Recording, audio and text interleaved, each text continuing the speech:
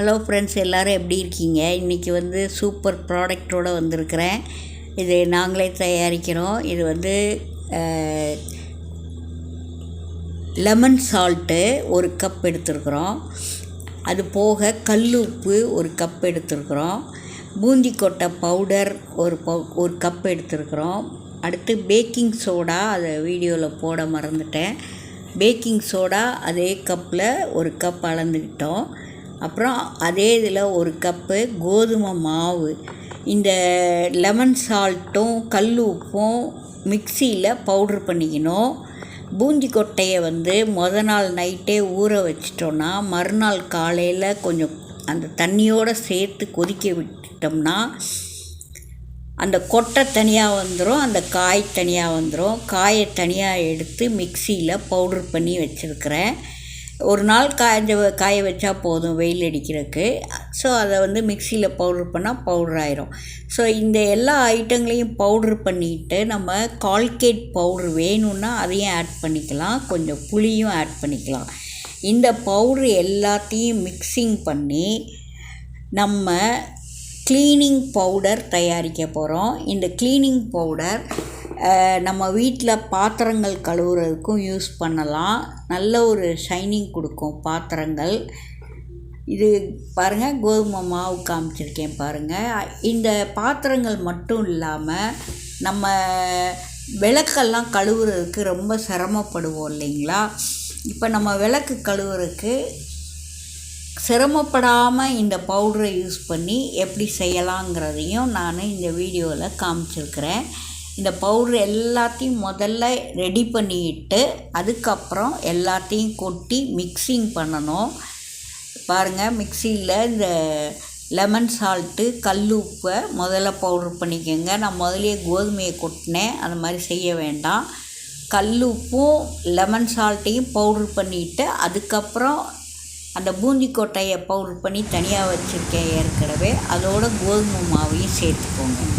இப்போ நான் கழுவுற ப்ராசஸ் பாருங்கள். இந்த விளக்கு ரொம்ப நாளாக யூஸ் பண்ணாமல் வச்சுருந்த விளக்கு.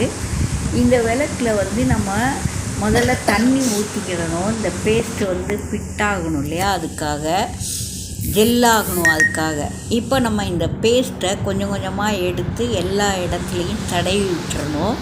தடவி விட்டு 10 to 15 மினிட்ஸ் அப்படியே விட்டுருங்க. அதுக்கப்புறம் பார்த்தீங்கன்னா அவ்வளவு பளபளப்பு கொடுக்கும். இப்போ இது நாங்கள் ரொம்ப யூஸ் பண்ணாமல் இருந்த விளக்கு. ஆனால் நீங்கள் டெய்லி யூஸ் பண்ணிவிட்டு கழுவுறீங்க, வாரம் கழுவுறீங்க அப்படின்னா இன்னும் கொஞ்சம் நல்ல ஒரு ஷைனிங் எஃபெக்ட் கிடைக்கும். இப்போ பாருங்கள், இந்த இதை யூஸ் பண்ணாமல் வச்சுருந்த விளக்கே நம்ம தேய்ச்சதுக்கப்புறம், அதாவது முதல்ல 10 to 15 மினிட்ஸ் இந்த பவுடரை தடவுங்க. தடவி ஊற விட்டுருங்க. 15 மினிட்ஸ் ஊற விட்டிங்கன்னா ஆட்டோமேட்டிக்காக பாருங்கள், கையால் நான் எடுத்து தேய்க்க ஆரம்பிச்சிட்டேன். இது எப்படி இருக்குதுன்னு பாருங்கள். அந்த இருந்ததுக்கும் இப்போ உள்ளதுக்கும் டிஃப்ரென்ஸ் தெரியுது பாருங்கள். அந்த ஷைனிங் கொடுக்குது பாருங்கள். இதே இது நம்ம எவர்சில்வர் பாத்திரங்கள் கழுவுற பர்பஸ்க்கு யூஸ் பண்ணோன்னா நல்ல ஒரு ஷைனிங்கோட பாத்திரங்களும் பளபளன்னு ஆகிடும். ஏன்னா அந்த பூந்தி கொட்டை பவுடர் யூஸ் பண்ணியிருக்கோம் இல்லையா, அது கிட்டத்தட்ட நம்ம ஷாம்பு யூஸ் பண்ணுற மாதிரி. அடுத்து நம்ம இந்த கோதுமை மாவு என்ன செய்யும்னா அழுக்கெல்லாம் எடுத்துடும். அது தவிர நம்ம அந்த வெள்ளி பாத்திரங்களுக்கு ஷைனிங் கொடுக்குறதுக்காக பேக்கிங் சோடாவையும் சேர்த்துருக்குறோம். இப்போ இதை தேய்ச்சி நல்லா கழுவிட்டு தொடச்சிட்டு டிஷ்யூ பேப்பரை வச்சு தொடச்சிட்டு அதுக்கப்புறம் நம்ம யூஸ் பண்ணோன்னா 1 மந்த் வரைக்கும் நல்லாயிருக்கும் ஃப்ரெண்ட்ஸ். இந்த வெள்ளி விளக்கை பொறுத்தளவு நம்ம நல்லா கழுவி எடுத்துட்டு விபூதி வச்சு ஒரு தடவை தேய்ச்சிட்டோன்னா நல்ல பளபளப்பாக இருக்கும். இந்த வீடியோ உங்களுக்கு பிடிச்சிருந்தால் லைக் பண்ணுங்கள், ஷேர் பண்ணுங்கள். தேங்க்யூ ஃபார் வாட்சிங் ஃப்ரெண்ட்ஸ். உங்களுக்கு யாராருக்கு இந்த க்ளீனிங் பவுடர் தேவையோ நீங்கள் இந்த க்ளீனிங் பவுடர் வாங்கிக்கிடலாம்.